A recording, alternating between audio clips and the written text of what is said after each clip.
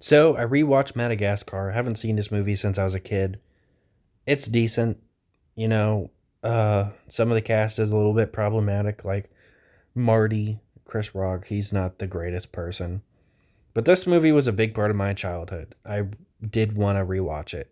Madagascar 3 was my favorite out of the three as a kid, and I guarantee it probably still will be. I even had a DS game of the third one. This one I had toys of. I had an Alex the Lion toy and a Melvin the giraffe toy. And I also used to play a like knockoff Mario Kart game that was Madagascar themed on the Xbox 360 that you could like run into the water on purpose and a shark would eat you. And I do that all the time. It was just so fun. I might get that game one day and review it because I still have an Xbox 360. Anyway, let's talk about the movie. It's a pretty simple plot. Marty is tired of the zoo life and he wants to leave, but um nobody else wants to. They all just want to stay. The penguins are already in the process of leaving at the start of the movie. That's how they're introduced. But his friend group doesn't really want to leave. Alex enjoys being this star, Alex the lion. Everybody wants to hear him roar. And I do think, it makes sense that he enjoys the spotlight. He definitely seems to have an ego on him.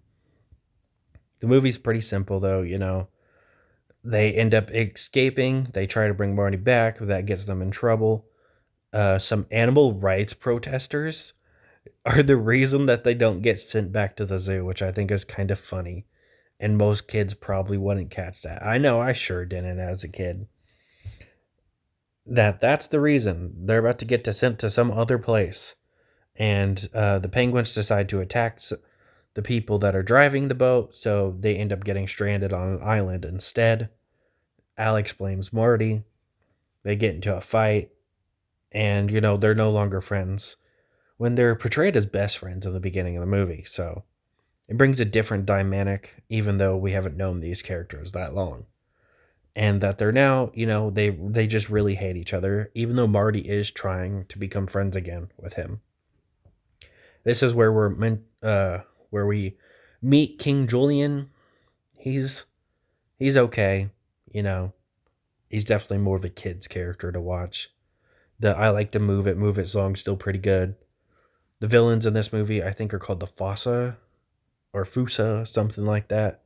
I remember them having a bigger role in the movie. They don't even really talk. And they when they do end up talking near the end of the movie, they just talk in like broken English with them just saying Fusa kill or something like that. But every other creature in this movie talks, including a spider. And there also is a joke in this movie that I really like with Alex the Lion just reading a newspaper out loud. But because of the fact that he's a lion, humans only hear a roar. So he just scared the shit out of this guy when all he's doing is reading a newspaper. There's also another joke that I probably didn't catch as a kid. Two of them with Marty, or one of them is he's looking at this lady who's wearing this black and white shirt. So, he's like, oh, she kind of looks like me, like a zebra. And then there's the sugar honey iced tea thing. I used to start saying that after I watched this movie, and my parents would get mad. And that's because, if you didn't know, it means shit. I think that's a pretty funny joke to slip into a kid's movie. In the end, they're about to go home, but it turns out that the boat is actually broken down. They don't know that. And the movie ends there.